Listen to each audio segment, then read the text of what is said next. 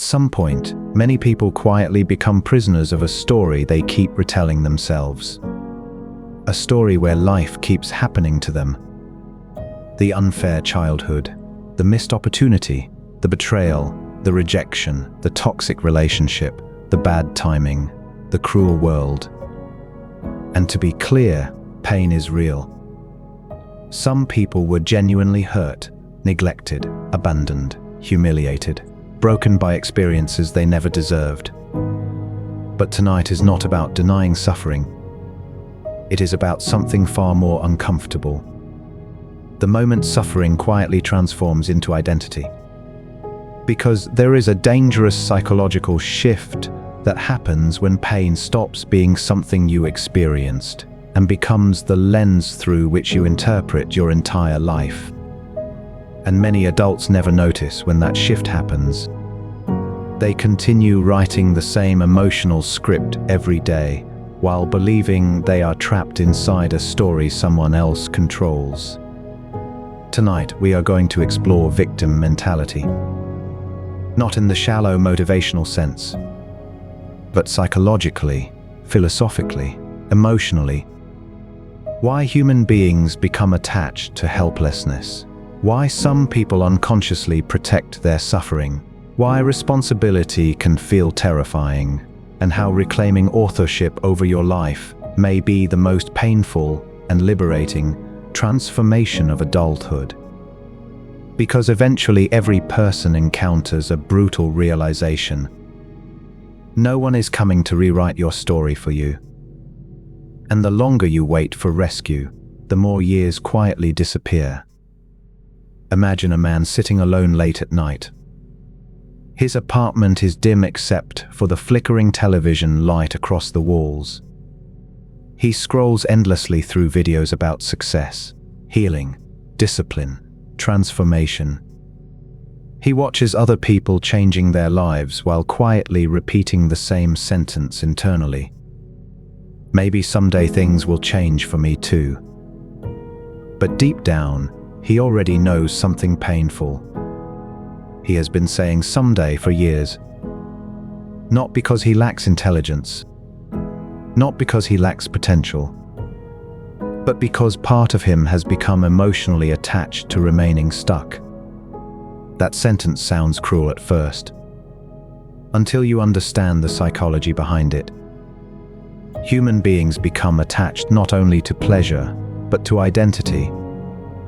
Even painful identities can become psychologically comforting when they feel familiar. The overlooked one, the unlucky one, the misunderstood one, the broken one. These identities create emotional certainty. And certainty feels safe to the nervous system. If a person fully accepts, "I am powerless," then failure becomes emotionally predictable. Responsibility disappears. Risk disappears. And strangely, so does the terror of trying. Because trying creates vulnerability. Trying means your future is no longer protected by excuses. And many people unconsciously fear responsibility more than suffering itself. The philosopher Jean-Paul Sartre once wrote that human beings are condemned to be free. Meaning, freedom sounds beautiful until you realize freedom also means responsibility. You become responsible for your choices, your direction, your reactions, your habits. And that responsibility can feel psychologically overwhelming. So the mind creates defense mechanisms. Blame, excuses, endless analysis without action. Anything to avoid confronting the terrifying possibility that life may change only when you do. This does not mean every hardship is self-created. Far from it. Some people begin life carrying enormous emotional weight. Trauma, poverty, abuse, neglect, mental illness, loss. Acknowledging responsibility is not the same as denying pain. The Stoics understood this deeply. Epictetus taught that people cannot always control what happens externally, but they can control how they respond internally. And that distinction changes everything. Because victim mentality begins when people surrender all internal agency alongside external hardship. They stop asking, "What can I still control?" and begin believing, "Nothing I do matters anyway." This psychological state is called learned helplessness. Researchers discovered that when living beings repeatedly experience situations where effort seems meaningless, they eventually stop trying altogether, even when escape later becomes possible. And modern adults experience this constantly. Repeated rejection, repeated disappointment, repeated failure. Eventually, the nervous system adapts by conserving emotional energy. Hope becomes dangerous. Effort feels pointless. And people slowly begin emotionally withdrawing from their own lives. Not dramatically, quietly. They procrastinate constantly, avoid opportunities, delay difficult conversations, remain inside familiar misery because uncertainty feels more frightening than unhappiness. This is why victim mentality is so psychologically seductive. It removes responsibility temporarily. If life is entirely someone else's fault, then you never risk confronting your own patterns. But there is a hidden cost. Victim identity slowly destroys personal power. Because the mind cannot simultaneously believe, "I control nothing," and "I can change my life." Those beliefs cannot coexist. One creates paralysis. The other creates movement. There is another layer to this most people never discuss. Victimhood can unconsciously provide emotional rewards. Attention, sympathy, excuses, identity, community. People often receive more emotional validation for suffering than for growth. And the nervous system notices this quickly. Some individuals become emotionally dependent on being perceived as wounded because pain became the primary way they learned to receive attention or care. Again, not consciously, psychologically. Carl Jung warned that people often resist healing because illness can become part of identity itself. And healing threatens identity reconstruction. Imagine someone who spent years defining themselves through heartbreak. If they finally heal, who are they afterward? The mind fears emptiness. Even painful certainty feels safer than unfamiliar freedom. This explains why some people endlessly revisit old pain without truly moving forward. The suffering became emotionally familiar, and familiarity can become addictive. There is a difference between honoring pain and living inside it permanently. One creates healing, the other creates stagnation. Modern culture also unintentionally encourages passive identity. People consume endless self-improvement content without action. They intellectually understand change, but behaviorally remain the same. Knowledge becomes emotional entertainment instead of transformation. Someone watches videos about discipline while avoiding difficult work, reads about confidence while remaining silent, studies relationships while tolerating emotional disrespect repeatedly. And eventually information creates the illusion of progress. But understanding your patterns is not the same as changing them.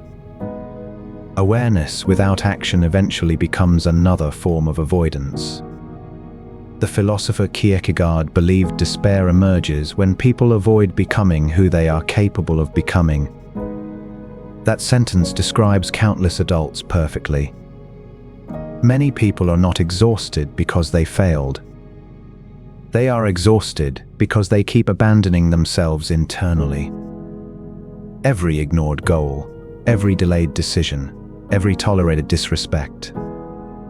The nervous system remembers all of it, and slowly self-trust erodes. This is why victim mentality often coexists with resentment. People begin resenting others for the life they themselves continuously avoid building. Not because they are evil, but because unresolved potential creates psychological pain. Deep down, many adults already know what they need to confront. The relationship they should leave, the habit destroying them slowly, the fear controlling their choices, the discipline they keep postponing. But confronting these things requires emotional responsibility. And responsibility initially feels heavier than avoidance, until one day avoidance becomes unbearable. Now let's explore 3 psychological frameworks that explain why people remain trapped inside victim narratives. The first is identity attachment. Human beings protect identity instinctively. If someone identifies as the rejected one, they may unconsciously sabotage opportunities for connection because success threatens the identity structure itself. The mind prefers familiar suffering over unfamiliar transformation. Breaking this cycle requires separating pain from identity. You experience suffering. You are not suffering itself. That distinction matters enormously.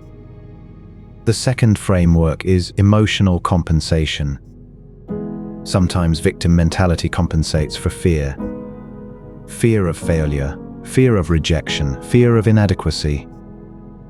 Because if you never fully try, failure never fully defines you. Excuses become emotional armor. But armor also prevents growth. A ship safest at shore never fulfills its purpose. And neither does a human being hiding permanently inside self-protection. The third framework is narrative repetition. Human beings constantly tell stories about themselves internally. I always fail. People never choose me. Nothing works out for me. These repeated narratives shape perception itself. The brain begins selectively noticing evidence that confirms the story. Psychologists call this confirmation bias. And eventually the narrative becomes self-reinforcing. Not because fate controls the person, but because perception shapes behavior continuously. If someone believes, I will be abandoned, they may become anxious, defensive, emotionally reactive. And these behaviors may actually damage relationships, reinforcing the original belief. The story becomes self-fulfilling. This is why changing your life often begins by changing the story you repeatedly rehearse internally. Not fake positivity. Accurate responsibility. Now let's move into something practical. How do you stop playing the victim in a story you are actively writing every day? The first step is radical self-honesty, not self-hatred. Honesty. Ask yourself, where am I blaming life to avoid difficult responsibility? What patterns keep repeating in my relationships, habits, or decisions? What uncomfortable truth have I been avoiding? What part of my suffering is now being reinforced by my own choices? These questions are painful. But clarity is painful before it becomes liberating. The second step is reclaiming small areas of control. Victim mentality collapses when consistent action returns.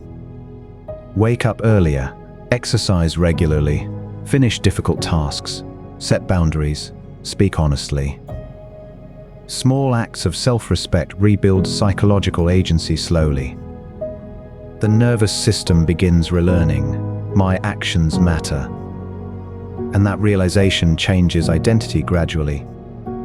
The third step is stop romanticizing potential. Many adults emotionally attach themselves to future versions of who they could become while refusing present responsibility. Potential means nothing without behavior. Your life changes through repeated action, not imagined identity. The fourth step is learning emotional accountability. Instead of asking, why does this always happen to me? Ask, How am I participating in this pattern? That question restores power instantly, because participation means possibility for change exists. The fifth step is building tolerance for discomfort. Growth feels psychologically threatening because it disrupts identity familiarity. Discipline feels uncomfortable. Boundaries feel uncomfortable. Vulnerability feels uncomfortable. But discomfort is not evidence you are failing. Sometimes discomfort is evidence you are finally changing.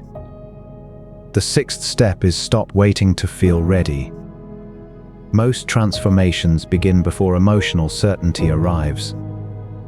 People imagine confident individuals feel fearless before acting. Usually the opposite is true. Action creates confidence afterward. Courage is often movement while uncertain, not absence of fear.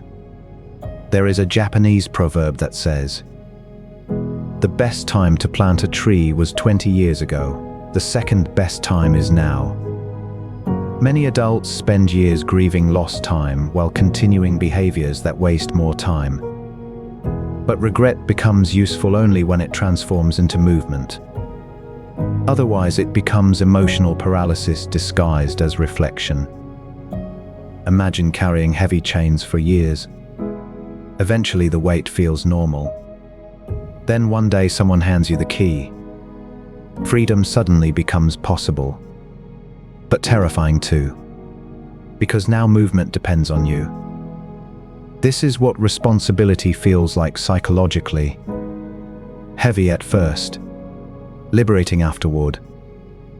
The Stoics believed human dignity comes from how people respond to reality, not whether reality is fair. And life is often unfair, painfully unfair. But empowerment begins the moment people stop negotiating endlessly with reality and begin responding consciously to it. Not perfectly, consistently. There is a quiet tragedy in adulthood. Years pass whether people participate consciously or not. Avoidance still consumes time. Excuses still consume time. Fear still consumes time.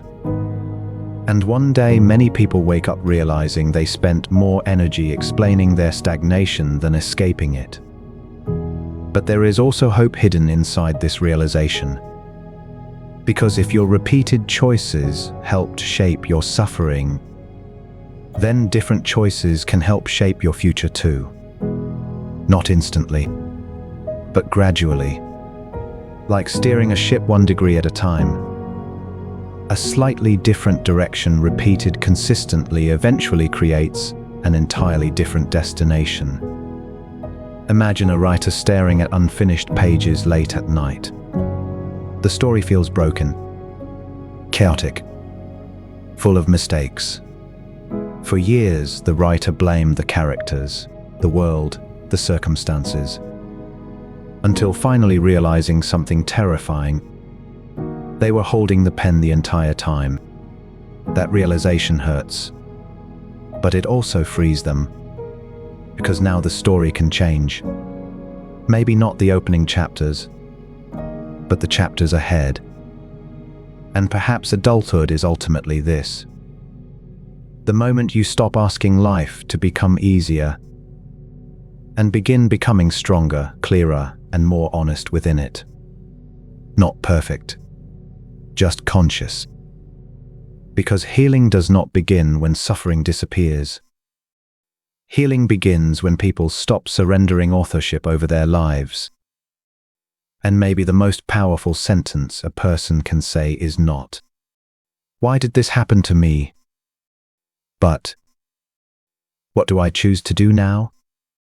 Because that question returns power. And power reclaimed slowly changes everything. If this resonated with you, share your thoughts below. Sometimes honesty about our patterns becomes the first step toward changing them. And if you enjoy calm reflections on psychology, philosophy, and self-improvement, you can subscribe for more.